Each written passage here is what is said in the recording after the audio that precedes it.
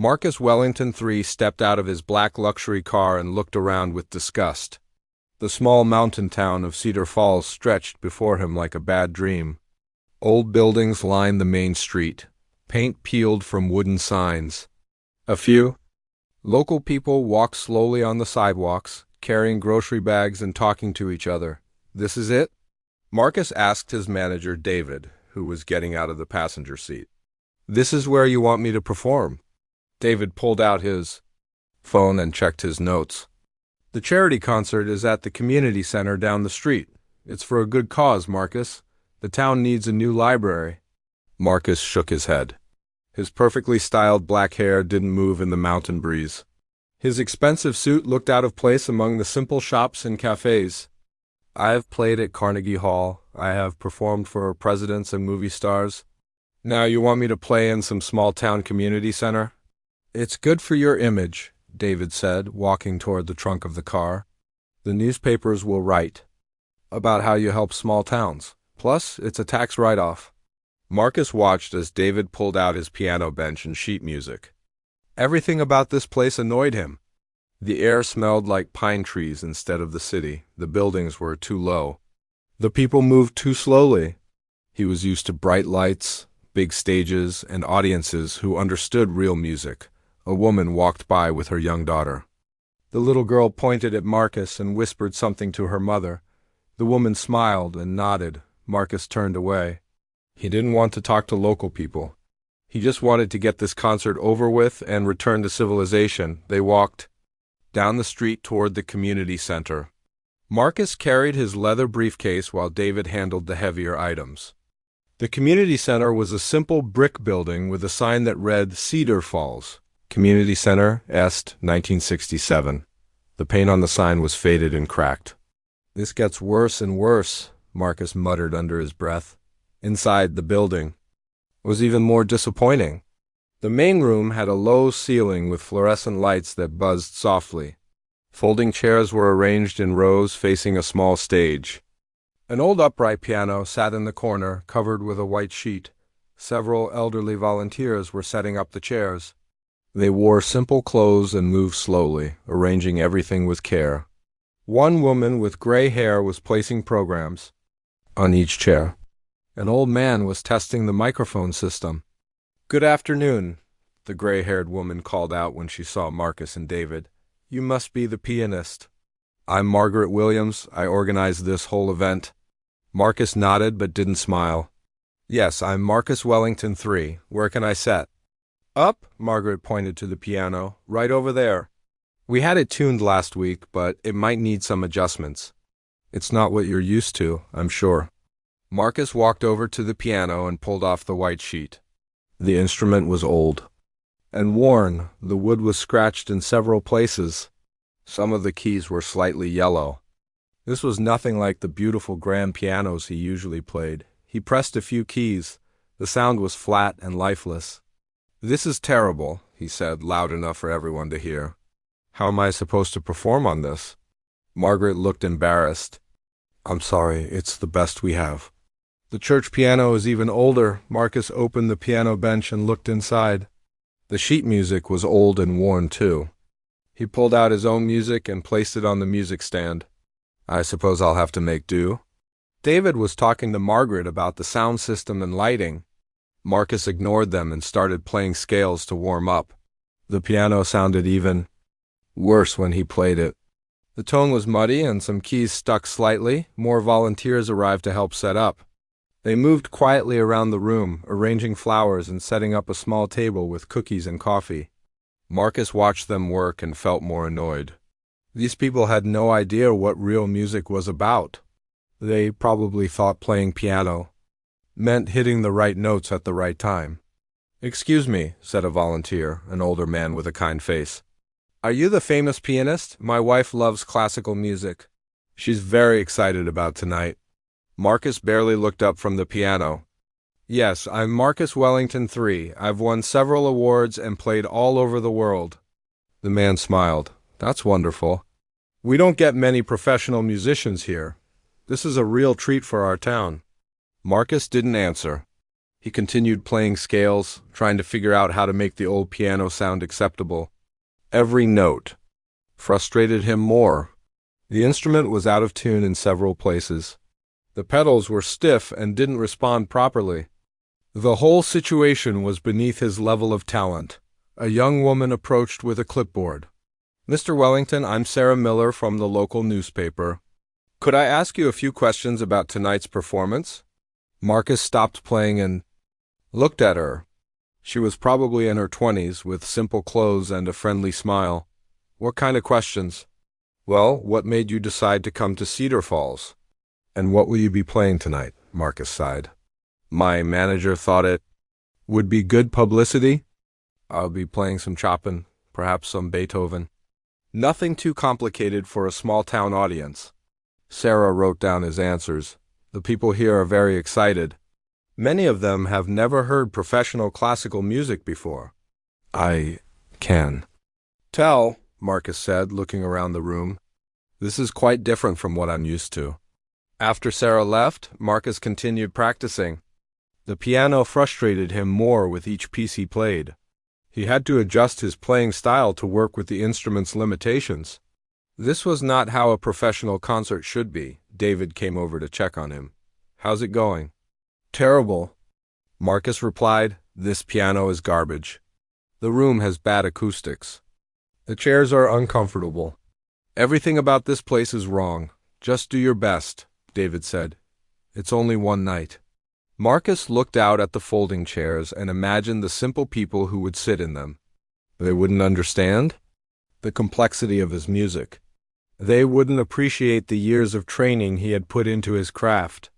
They would probably clap at the wrong times and talk during the performance. As the afternoon went on, more volunteers arrived. They brought more flowers and homemade cookies. Everyone seemed excited about the concert. Marcus could hear them talking about how special it was to have a real pianist in their town. Their excitement only made Marcus feel more superior. These people had such low standards. They were impressed by anything that came from outside their small world. He wondered if any of them had ever heard of the great composers or understood what real music was supposed to sound like. The sun was setting outside, and people would start arriving soon. Marcus played through his program one more time, trying to make the best of a bad situation. Tomorrow he would be back in the city, playing on proper instruments for audiences who understood music. He had no idea that this night would change everything he thought he knew about music, talent, and what it meant to be truly great. Marcus was still practicing when he heard the main door open. He looked up from the piano keys and saw a woman walk in quietly. She was probably in her 50s, with dark hair pulled back in a simple ponytail. She wore plain jeans and a blue shirt that looked like it had been washed many times. The woman carried a small bucket with cleaning supplies and a cloth. She moved slowly through the room, checking the chairs and picking up small pieces of trash. Marcus watched her work and felt annoyed. He was trying to practice, and now he had to deal with a cleaning lady making noise. "Excuse me," Marcus called. "Out. I'm rehearsing for tonight's concert. Could you come back later?" The woman looked up and smiled politely. "I'm sorry to bother you. I'm Sarah Chung. I just need to clean the piano before people arrive. It won't take long." Marcus stopped playing and watched as Sarah approached the piano. She moved with quiet confidence, not rushing but not wasting time either. She set her bucket down near the piano bench and pulled out a soft cloth. "I can clean it later," Marcus said. "Right now I need to practice." Sarah looked at him with calm eyes. "The piano gets dusty during the day. If I clean it now, it will sound better for your concert." Marcus felt his annoyance growing. "I don't think a cleaning lady understands how pianos work. The dust doesn't affect the sound." Sarah didn't argue. She simply began wiping down the piano keys with her cloth. Her movements were gentle and careful. She cleaned each key individually, paying attention to the spaces between them. Marcus watched her work and felt frustrated that she was ignoring his authority. "Could you hurry up?" Marcus asked. "I have a very important concert tonight." Sarah continued cleaning without rushing. "I know. The whole town is excited.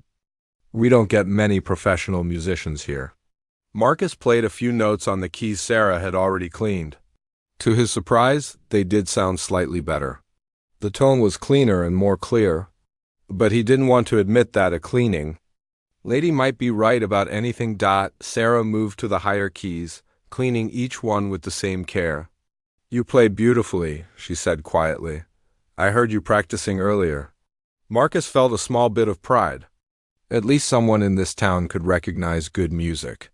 Thank you, I've been playing professionally for 15 years. Sarah nodded and continued cleaning. She moved around to the side of the piano and began wiping down the wood. Music is a wonderful gift, she said. It brings people together. Marcus wasn't sure how to respond to that. He had never thought about music bringing people together. For him, music was about skill, technique, and performance.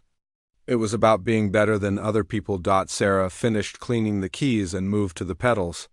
She knelt down and carefully wiped each pedal with a clean cloth. Marcus watched her work and noticed something strange.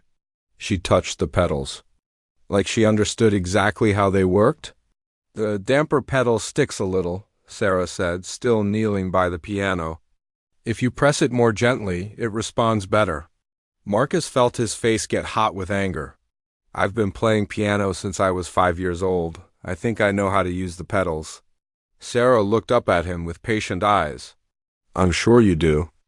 I just thought you might want to know about this particular piano's quirks. Marcus wanted to tell her to mind her own business, but something about her calm tone made him hesitate. Instead, he pressed the damper pedal the way she suggested. To his surprise, it worked much better. The pedal moved smoothly and the sound was cleaner. But Marcus's pride was hurt. He couldn't stand that a cleaning lady had taught him something about piano technique. Anyone can learn to clean a piano, he said coldly. Playing it properly takes years of training. Sarah stood up and wiped her hands on her cloth. Yes, training is important, she agreed. But understanding the instrument is important too. Marcus felt even more frustrated.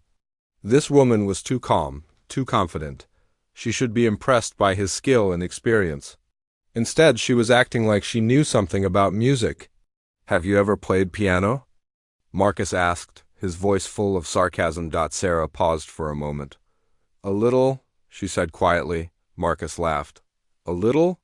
What does that mean? Can you play Chopsticks or Happy Birthday? Sarah didn't answer right away. She was cleaning the music stand now, wiping away dust and fingerprints. I learned when I was younger, she said finally. Well, there's a big difference between learning a few songs and being a professional musician, Marcus said. I've studied with the best teachers in the world. I've performed in the greatest concert halls. I've won awards and competitions. Sarah nodded respectfully. That's very impressive. You must have worked very hard. Marcus expected her to be more impressed. Her calm reaction annoyed him even more. Most people don't understand what it takes to reach my level of skill. Sarah finished cleaning the music stand and stepped back to look at the piano. It looks better now, she said. The piano, I mean. Sometimes old instruments just need a little care. Marcus played a few scales to test the piano after Sarah's cleaning. He had to admit that it did sound better. The keys responded more smoothly and the tone was cleaner. But he didn't want to give Sarah any credit. It's still not a very good piano, Marcus said. I'm used to playing on instruments that cost more than most people's cars. Sarah was packing up her cleaning supplies. Sometimes the best music comes from simple instruments, she said. It's not always about having the most expensive equipment. Marcus felt his anger rising again. That's something people say when they can't afford good instruments. Quality matters in music. The best musicians deserve the best pianos. Sarah picked up her bucket and turned to face Marcus. You're probably right, she said. I hope you have a wonderful concert tonight. The town is lucky to have such a talented musician visit. Marcus expected to feel satisfied by her words, but instead he felt confused.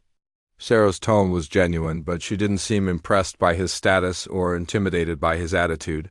She was treating him like any other person, and That bothered him. "Wait," Marcus said as Sarah started to walk away. "What did you mean about understanding the instrument?" Sarah turned back. "Well, every piano is different. This one has been here for 20 years.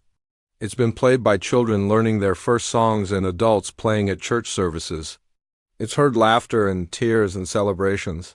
If you listen carefully, you can hear all of that history in the sound." Marcus stared at her. "That's just poetic nonsense. A piano is wood and metal and strings. It doesn't have feelings or memories." Sarah smiled sadly. "Maybe you're right. I should let you get back to your practice." As Sarah walked toward the door, Marcus felt unsettled. Something about her calm confidence bothered him. She had spoken about the piano like she really understood it, not like someone who had just learned a few simple songs. Marcus went back to practicing, but he couldn't concentrate. He kept thinking about what Sarah had said about the piano having history and memories. He tried to dismiss it as foolish talk, but her words stayed in his mind. The other volunteers were still setting up chairs and decorations. Marcus could hear them talking quietly about the concert and how excited they were. He tried to focus on his music, but he kept looking toward the door where Sarah had left. For the first time in years, Marcus felt unsure about something. He had always been confident in his abilities and his knowledge about music, but something about Sarah's quiet wisdom had shaken that confidence. He played through his program again, trying to push thoughts of the cleaning lady out of his mind. Tonight was about showing this small town what real music sounded like. He was the professional, the expert, the one with training and experience, but as he played, Marcus couldn't shake the feeling that Sarah Chun knew something about music that he didn't understand, and that feeling made him very uncomfortable indeed. People began arriving at the community center as the sun set behind the mountains. Marcus watched from behind the piano as families walked through the door. Children held their parents' hands while elderly couples moved slowly to find good seats. Everyone was dressed nicely, though their clothes were simple and practical. Margaret Williams stood at the door greeting people and handing out programs. "Good evening, Mary." "Hello, Tom. Isn't this exciting?" Marcus could hear her cheerful voice. Welcoming each person who entered, more and more people filled the folding chairs. Marcus counted about 60 people total, maybe 70. At Carnegie Hall, he had played for audiences of 3,000. This felt like playing in someone's living room. David came over to check on him. "How are you feeling? Ready to get this?" "Over with," Marcus replied. He looked out at the audience and saw working people, farmers, shop owners, and retirees. "I just hope they can appreciate good music." The audience was chatting quietly among themselves. Marcus heard fragments of conversation about work, weather, and family news. No one was discussing classical music or asking intelligent questions about the performance. This confirmed his opinion that these people didn't understand real culture. Margaret Williams walked up to the microphone at the front of the room. "Good evening, everyone. Thank you for coming to our special fundraising concert for the new library. Tonight we have a very special guest, Marcus Wellington III, who has played all over the world." The audience applauded politely. Marcus stood up and nodded, but didn't smile. He wanted to start playing and finish as quickly as possible. "Before we begin," Margaret continued, "I want to thank all our volunteers who helped set up tonight, especially Sarah Chun, who cleaned and prepared the piano." Marcus looked around the room and saw Sarah sitting in the back row. She was wearing a simple black dress and her hair was still pulled back in a ponytail. She looked like she belonged. With the rest of the audience, ordinary people living ordinary lives, Marcus walked to the piano and sat down on the bench. He adjusted the height slightly and placed his hands on the keys. The room became quiet as people settled in to listen. "Good evening," Marcus said into the microphone. "I'll be playing several pieces tonight, including works by Chopin, Beethoven, and Mozart. These are some of the greatest composers who ever lived." He started with a Mozart sonata, playing with perfect technique and precise timing. The music filled the small room, and Marcus felt his confidence returning.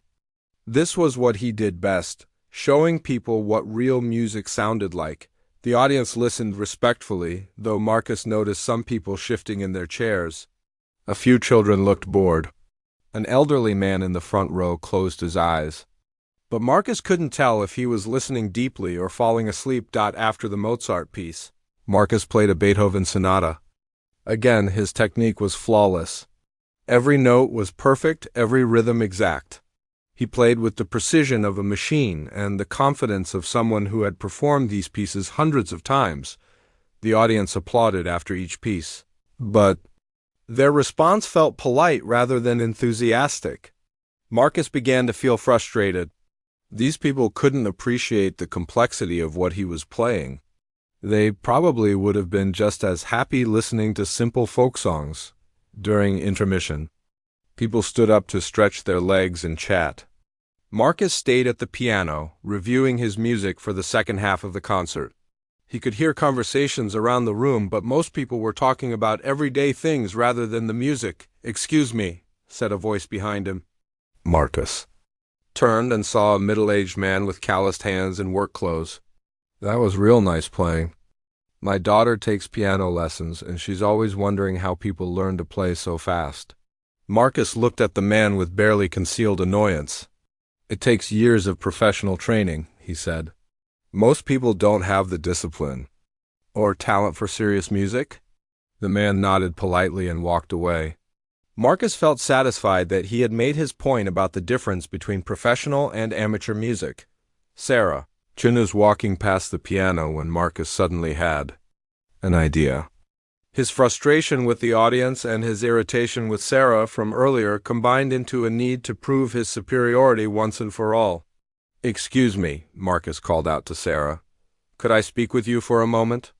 Sarah turned and walked over to the piano. "Of course. Is everything all right?"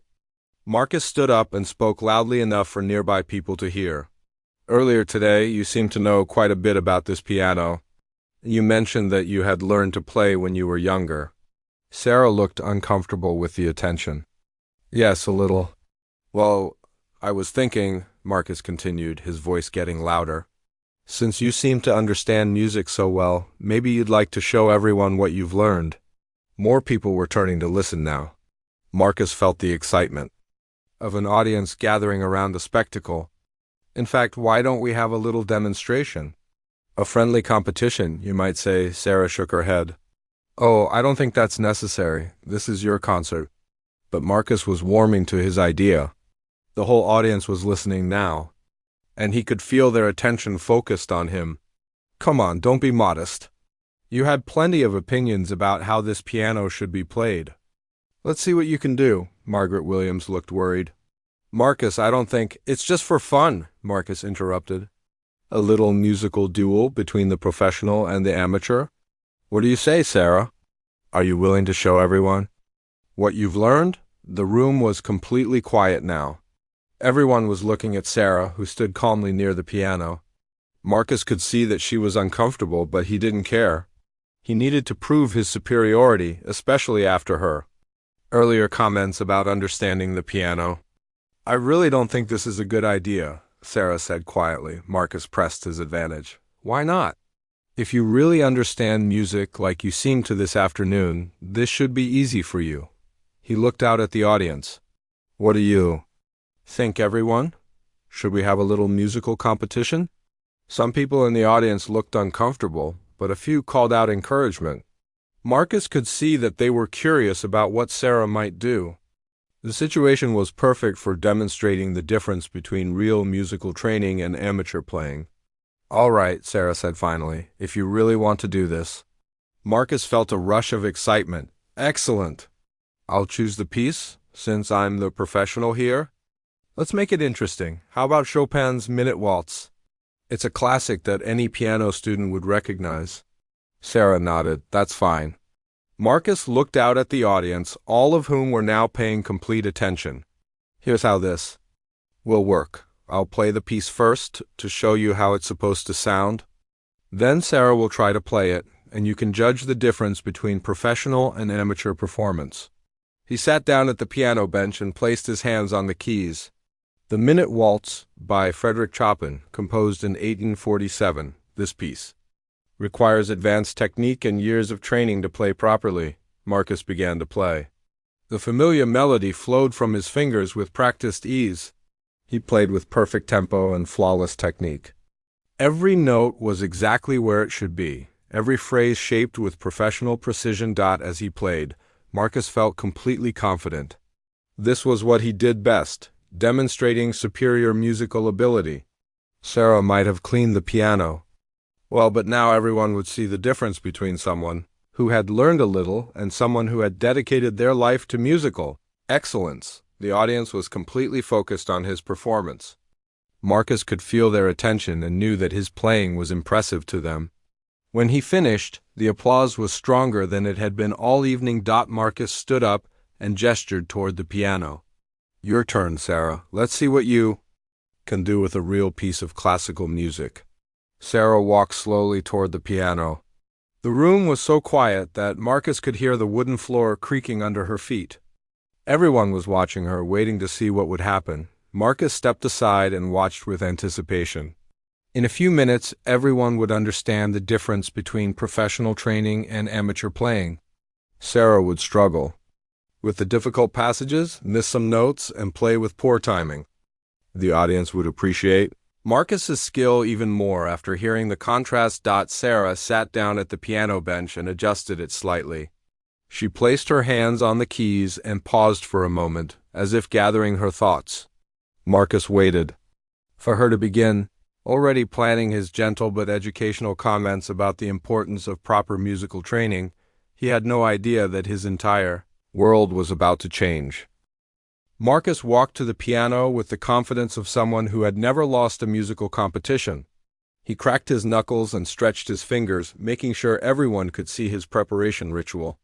This was his moment to show the difference between a world-class musician and someone who had learned a little piano.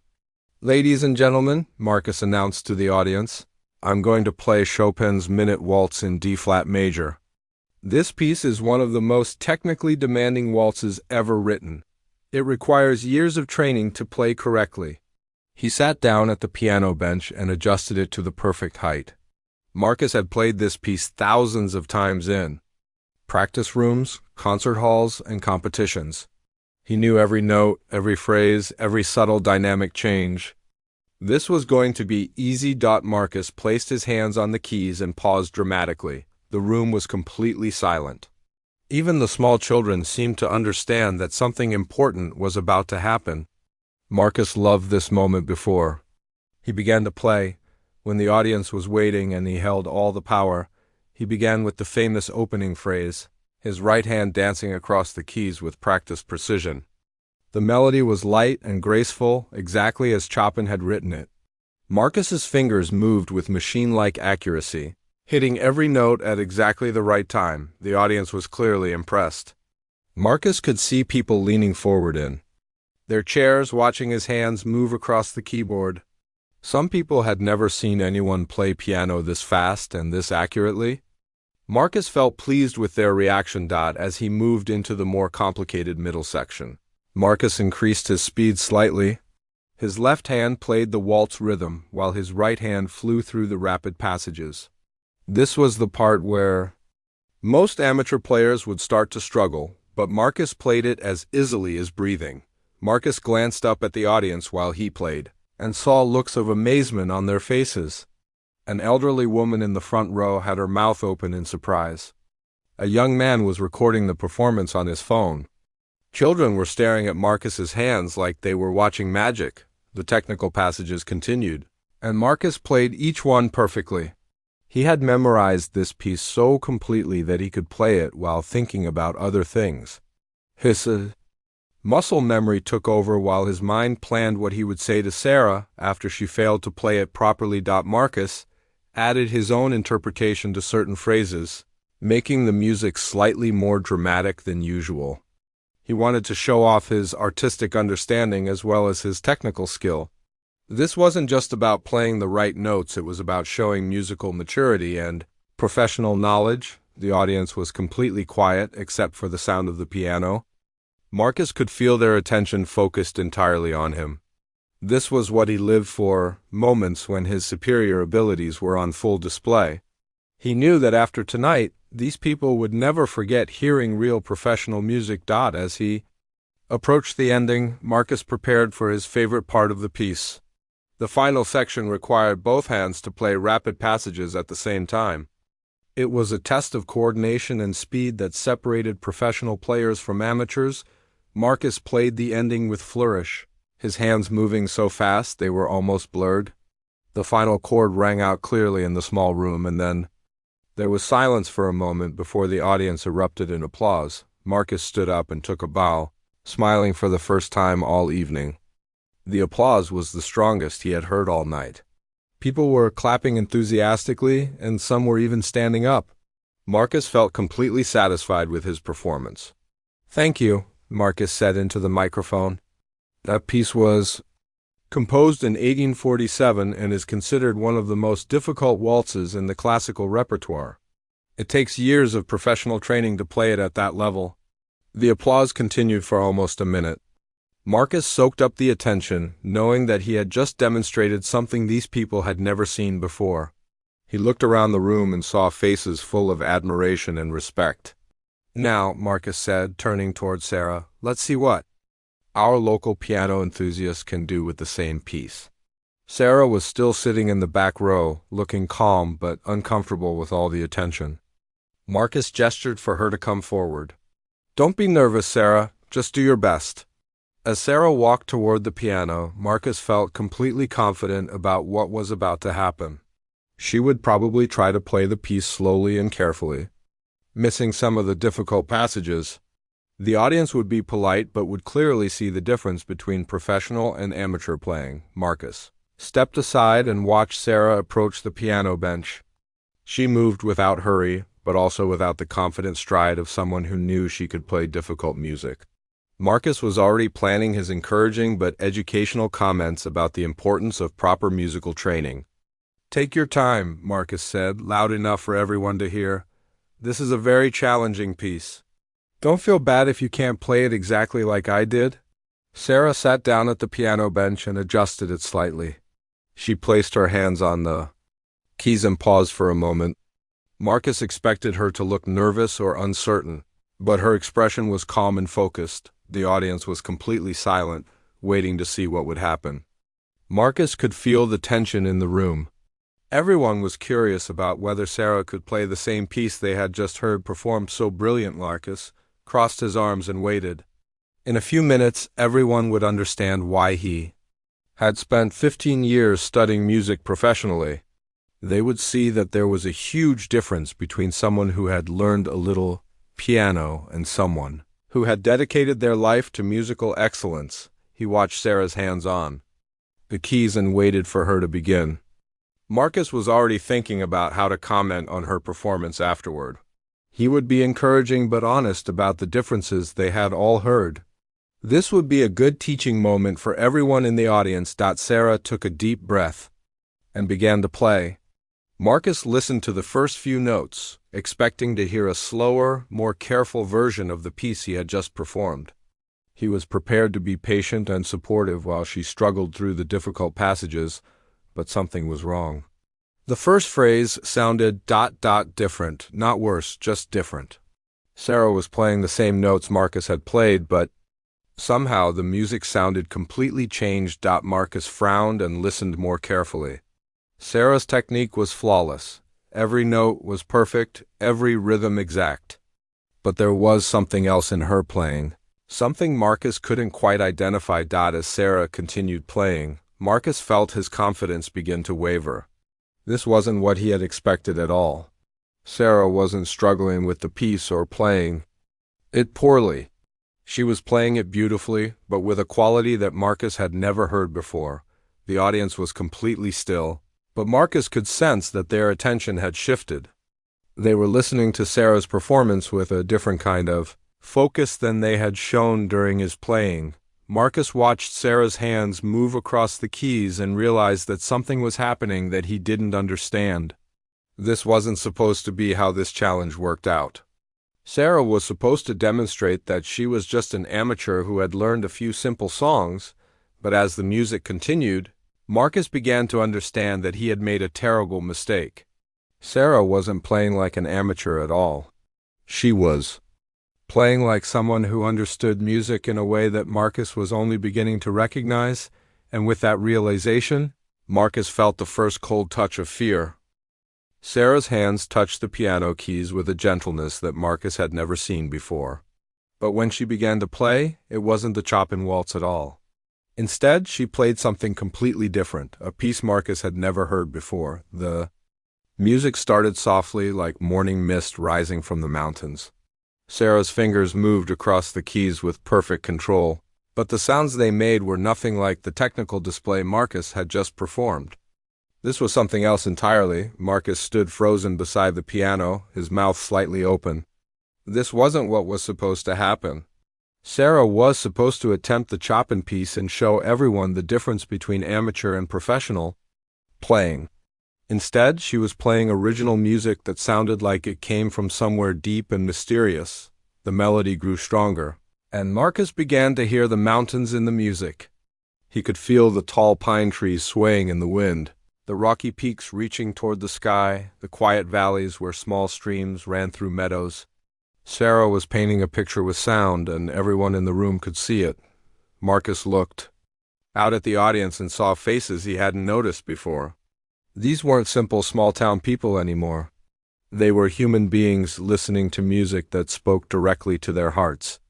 An elderly woman in the front row had tears running down her cheeks. A young father was holding his daughter's hand, both of them completely absorbed in the sound. Sarah's music continued to grow and change.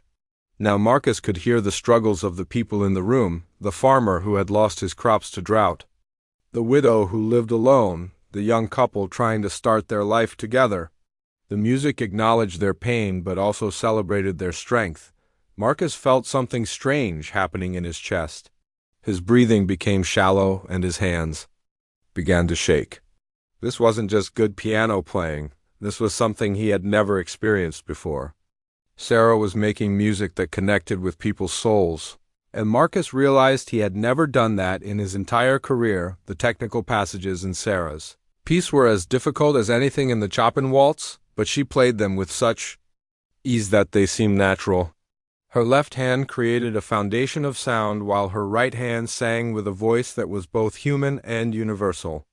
Every note had meaning, every phrase told a story. Marcus watched Sarah's face as she played and saw something that shocked him. She wasn't performing for the audience or trying to impress anyone. She was simply sharing something beautiful that came from inside her. Her eyes were closed, and she had a peaceful expression, as if the music was flowing through her rather than from her. This was completely different from how Marcus approached music. When he played, he was always thinking about technique, about impressing the audience, about proving his superiority. But Sarah seemed to have forgotten that anyone was listening. She was just making music because music needed to be made. The piece continued to develop, and Marcus heard new layers of meaning. There was joy in the music now, the laughter of children playing in the street, the satisfaction of a job well done, the warmth of friends gathering around a table. Sarah was celebrating the simple pleasures that these mountain people knew so well.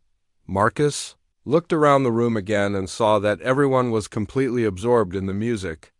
But their attention was different from when he had played. During his performance, people had watched his hands and admired his skill.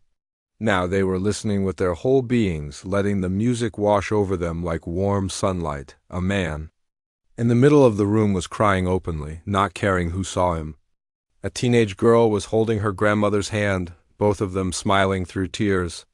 Even the small children were perfectly still, somehow understanding that they were hearing something special. Marcus felt his knees getting weak.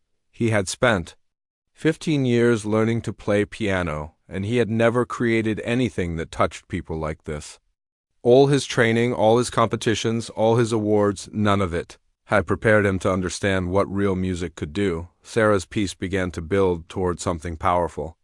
The melody grew stronger and more complex, but it never lost its connection to the human heart. Marcus could hear the history of this small town in the music, generations of people who had lived and worked and loved in these mountains.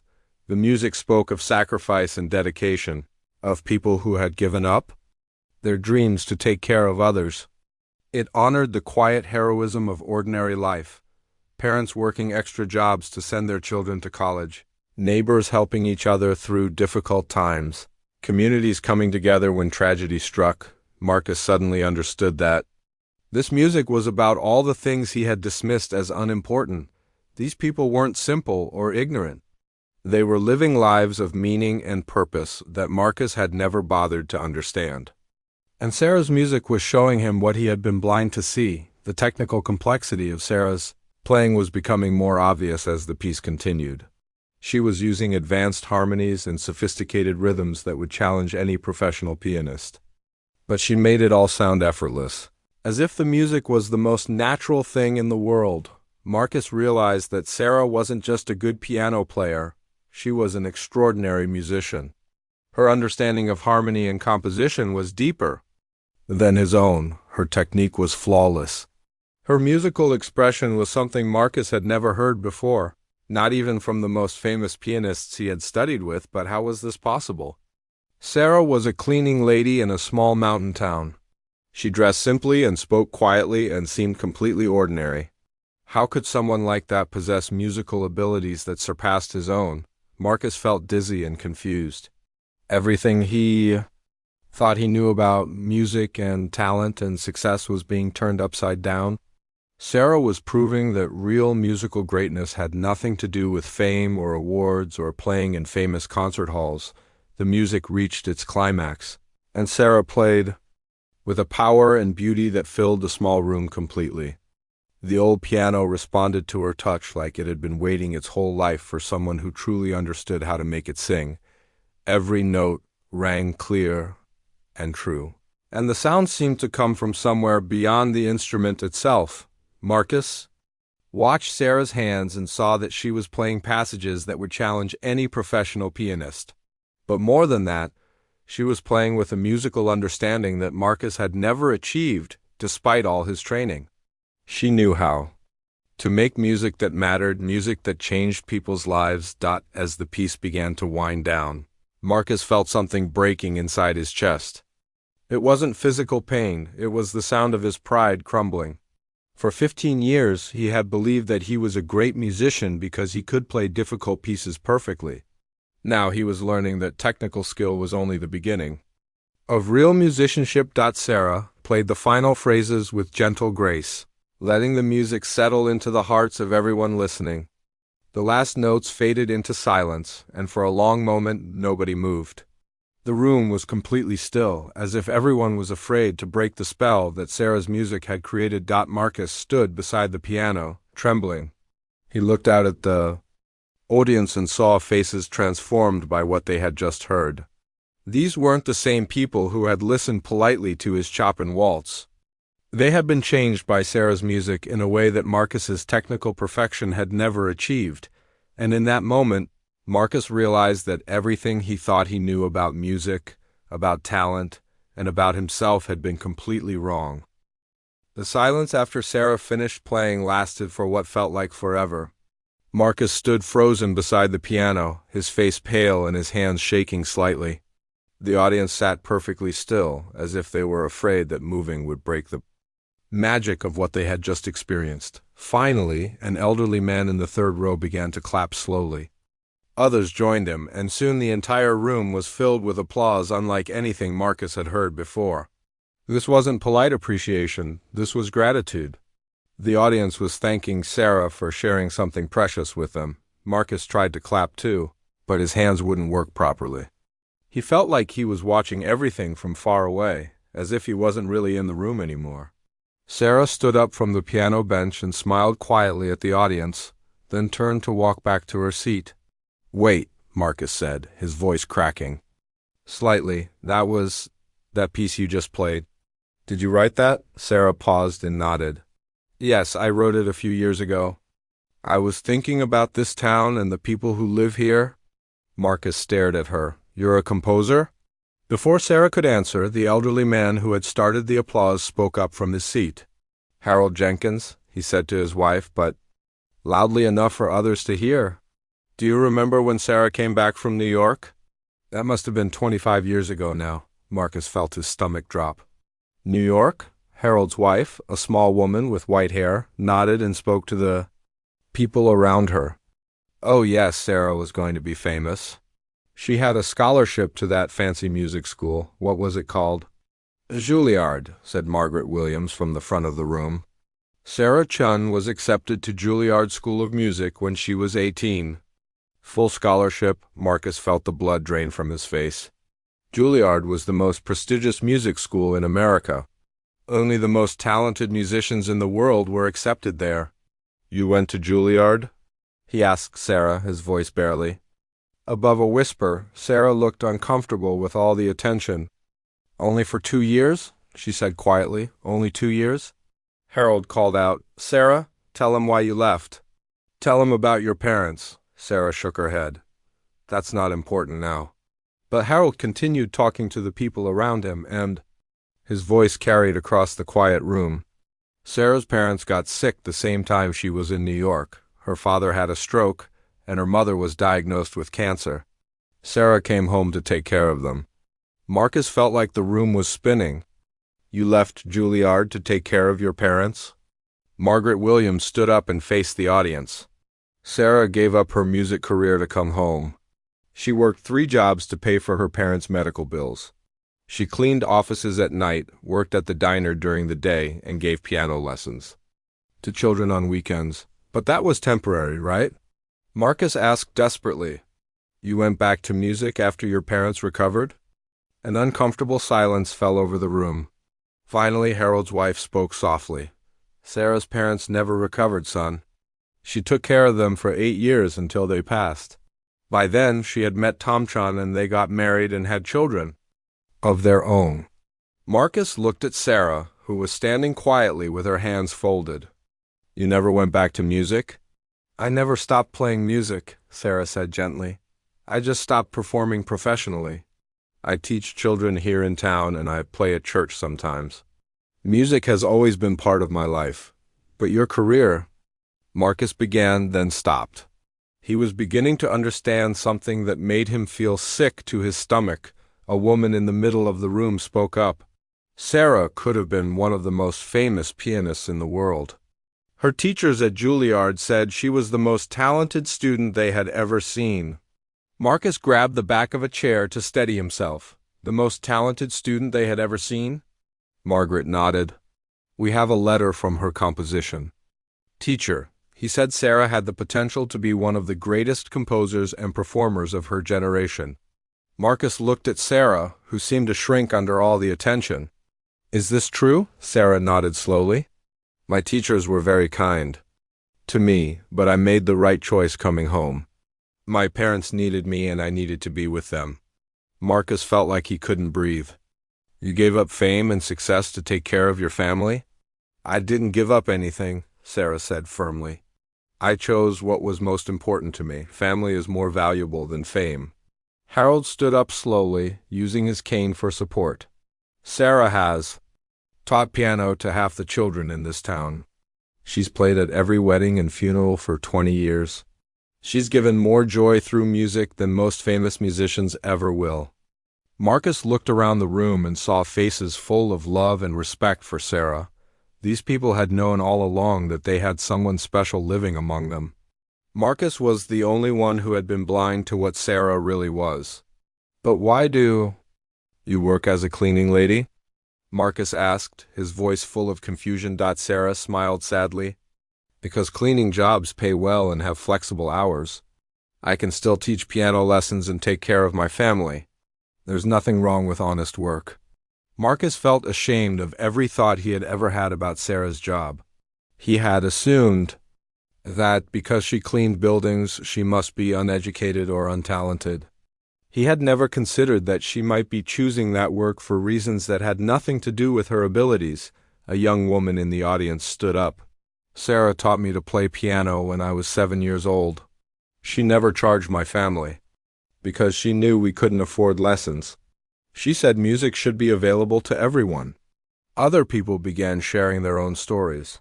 Sarah had helped countless families in the town through her music and her kindness. She had played at benefits to raise money for medical bills She had taught children for free when their families couldn't pay. She had written special songs for weddings and memorial services. Marcus listened to story after story and realized that Sarah had been living the kind of life he had never even imagined. She had used her extraordinary musical gifts to serve her community and her family. She had chosen love and service over fame and money. "I don't understand," Marcus said finally. "You could have been rich and famous. You could have played in the greatest concert halls in the world. Why would you give that up?" Sarah looked at him with patient eyes. "Success isn't measured by how famous you become or how much money you make. It's measured by how much love you give and how many lives you touch. I've had a very successful life." Marcus looked around the room at all the faces looking at Sarah with genuine affection and respect. These people loved her not because she was famous, but because she had dedicated her life to making their lives better, and for the first time in his adult life, Marcus understood that he had been measuring success all wrong. He had been chasing applause and awards while Sarah had been building something much more valuable, a life of meaning and purpose. The realization hit him like a physical blow, and Marcus felt his legs give way. He sat down heavily in the nearest chair, his head in his hands, finally understanding the magnitude of his arrogance and ignorance. Marcus sat in the folding chair with his head in his hands, feeling like his entire world had collapsed around him. The room was still buzzing with quiet conversations about Sarah's past and her beautiful performance, but Marcus could barely hear anything over the sound of his own thoughts crashing together. He had challenged a woman who had given up a career at Juilliard to take care of her sick parents. He had mocked someone who was more talented than he would ever be. He had treated a person of extraordinary character and ability like she was beneath his notice. Marcus lifted his head and looked across the room at Sarah, who was talking quietly with Margaret Williams. Even now, after revealing her incredible background, Sarah looked the same, modest, gentle, and completely without arrogance. She wasn't angry at Marcus for humiliating her in front of the whole town. She wasn't demanding an apology or trying to make him feel bad. That made Marcus feel even worse. "Oh God," Marcus whispered to himself, "what have I done?" He thought about every interaction he had had with Sarah that day. When she had cleaned the piano, she had been trying to help him have a better performance. When she had suggested adjustments to the pedals, she had been sharing knowledge that could improve his playing. When she had spoken about the piano having history and memories, she had been offering him a deeper understanding of music, and Marcus had responded to all of her kindness with arrogance and disrespect. Marcus remembered how he had talked to Sarah earlier that day. "Anyone can learn to clean a piano," he had said. "Playing it properly takes years of training." He had been so smug, so certain of his superiority. Now he knew that Sarah had more musical training and natural talent than he could ever hope to achieve. He thought about the challenge he had issued in front of the whole audience. "Let's see what our local piano enthusiast can do," he had said mockingly. "Don't feel bad if you can't play it exactly like I did." Marcus had been so confident that he would embarrass Sarah and prove his superiority. Instead, Sarah had shown everyone the difference between technical skill and true musicianship. She had demonstrated what it meant to play with soul and meaning. She had revealed that Marcus, for all his training and awards, was still just a beginner when it came to understanding what music was really about. Marcus felt tears starting to form in his eyes. He had spent his entire adult life believing that he was special, that his musical abilities made him better than other people. He had looked down on anyone who wasn't a professional musician. He had assumed that success and fame were the most important things in life, but Sarah had shown him that there were more important things than personal achievement. She had chosen family over fame, service over success, love over recognition. And in doing so, she had built a life that was richer and more meaningful than anything Marcus had ever imagined. Marcus looked around the room at the people Sarah had touched with her music and her kindness. There was the young woman who had learned to play piano for free because Sarah believed music should be available to everyone. There was Harold, who had watched Sarah sacrifice her career to care for her parents. There was Margaret, who had organized this whole concert knowing that Sarah would be in the audience. All of these people loved and respected Sarah, not because she was famous, but because she had made their lives better. Marcus had fans who applauded his performances, but he realized he had never touched anyone's life the way Sarah had touched the lives of everyone in this room. Marcus thought about his own family, relationships, and felt another wave of shame. He barely spoke to his parents because they didn't understand his music career. He had never sacrificed anything for anyone else. He had spent 15 years focused entirely on his own success, never thinking about how he could use his talents to help other people. Sarah had given up the chance to be one of the greatest pianists in the world, and she had no regrets. Marcus had achieved professional success, but suddenly it felt empty and meaningless. "Excuse me," said a voice beside him. Marcus looked up and saw David, his manager, standing there with a concerned expression. "Are you all right? You look like you're going to be sick." Marcus wiped his eyes and tried to compose himself. "David, we need to leave." "Leave? But the concert isn't over yet. You were supposed to play more pieces after the intermission." Marcus shook his head. I can't play any more tonight." David looked confused.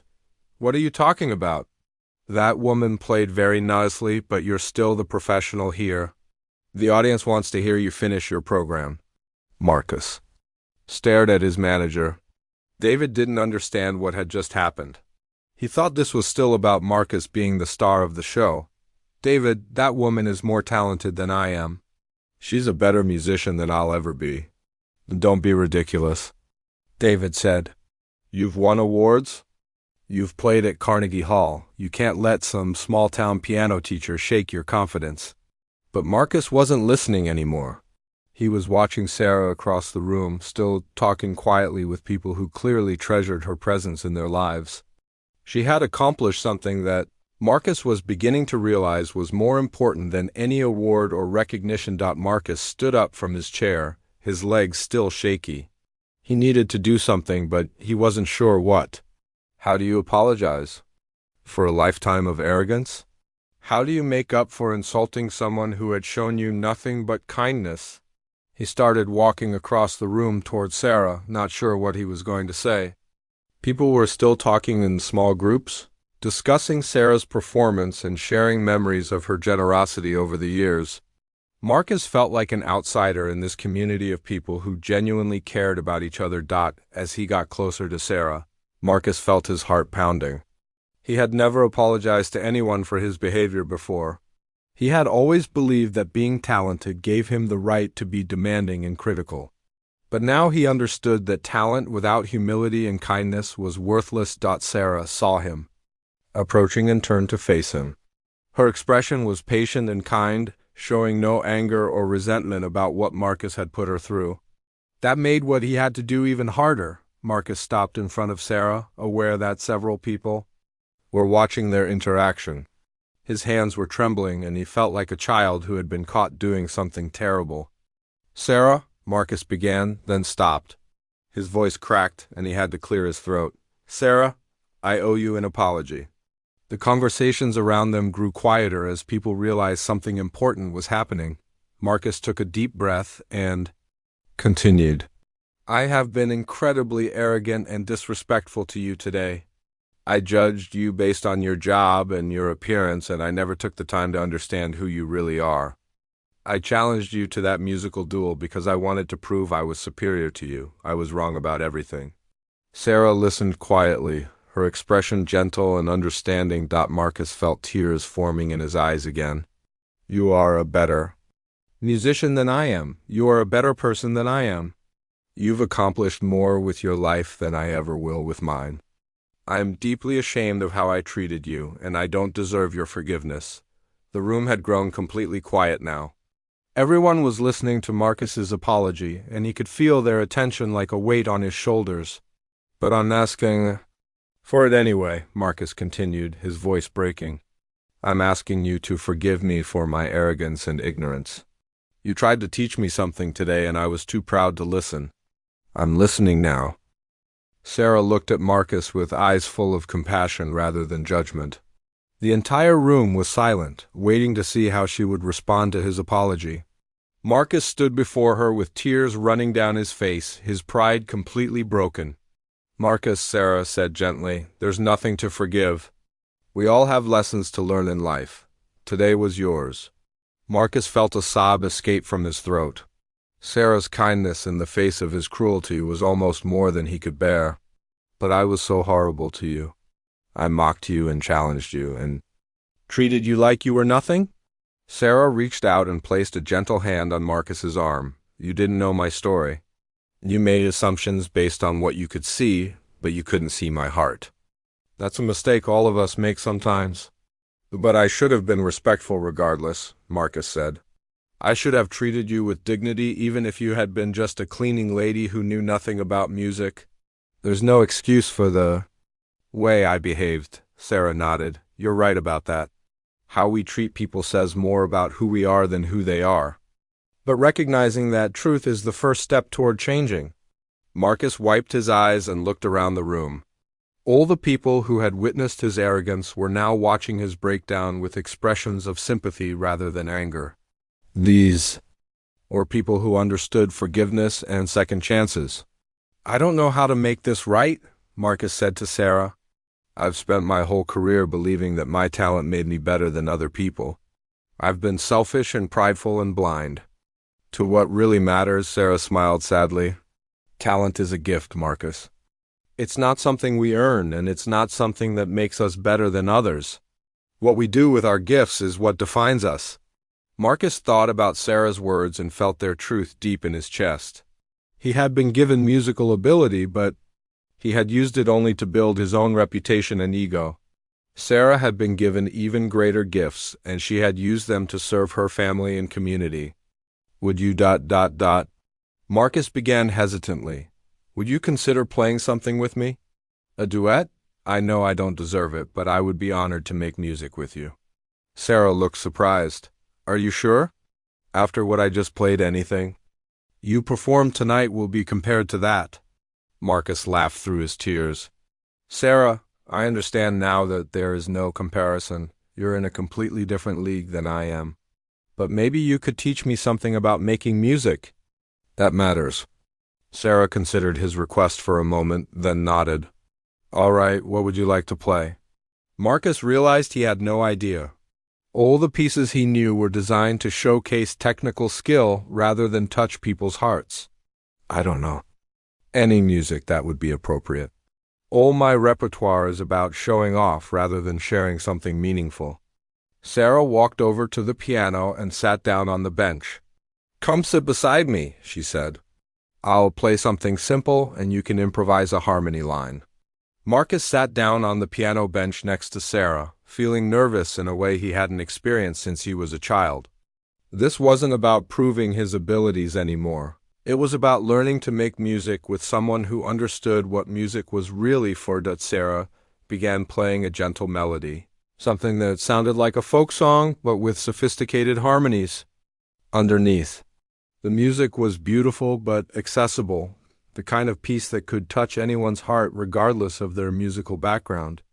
Just listen for a while," Sarah said softly as she played. "Feel where the music wants to go, and then add whatever seems right."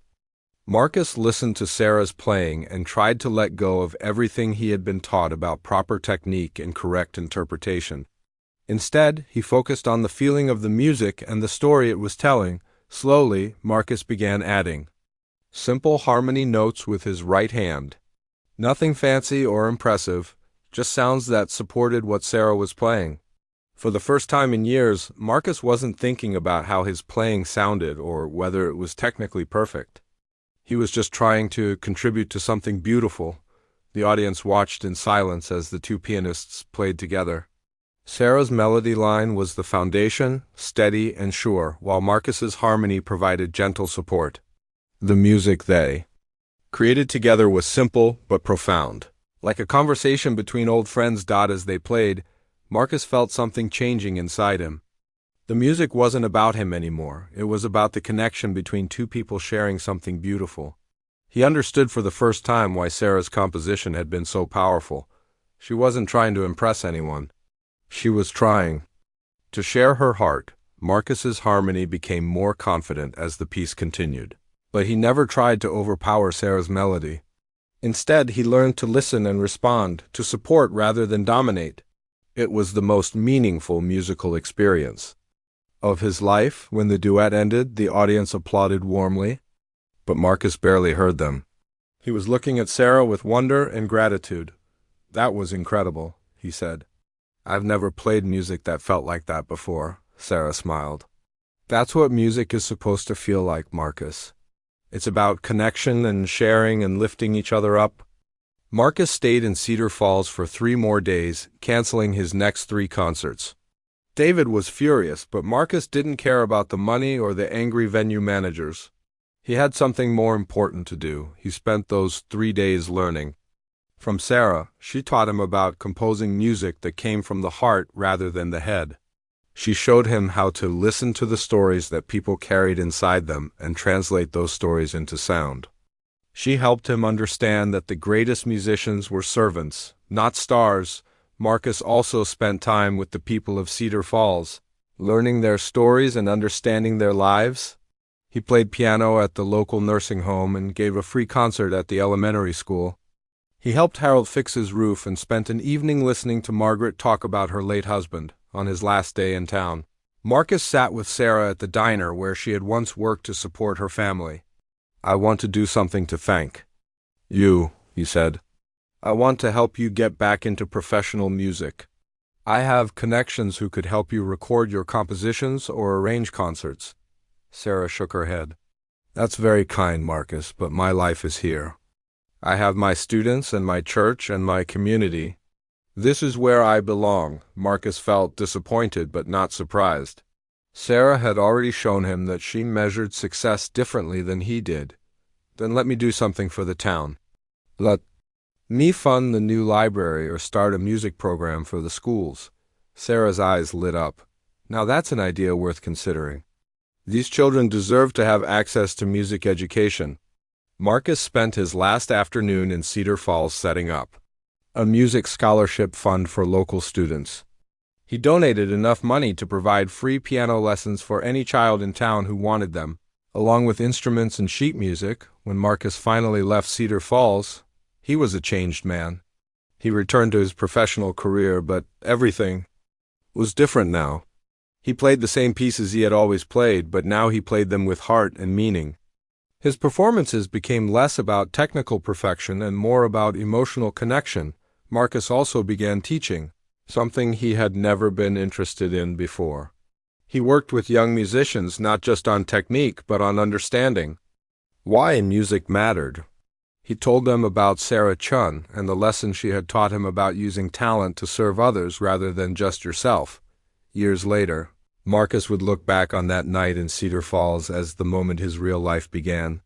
He had thought he was a successful musician before meeting Sarah, but he learned that success without meaning was just noise. Sarah had taught him that the greatest music comes from the greatest love, and that the most talented people are often the most humble. Marcus never forgot the woman who had sacrificed fame for family, success for service, and recognition for the quiet satisfaction of a life well lived. And every time he sat down at a piano, he tried to play with the same spirit of generosity and grace that Sarah Chun had shown him on the night she changed his life forever.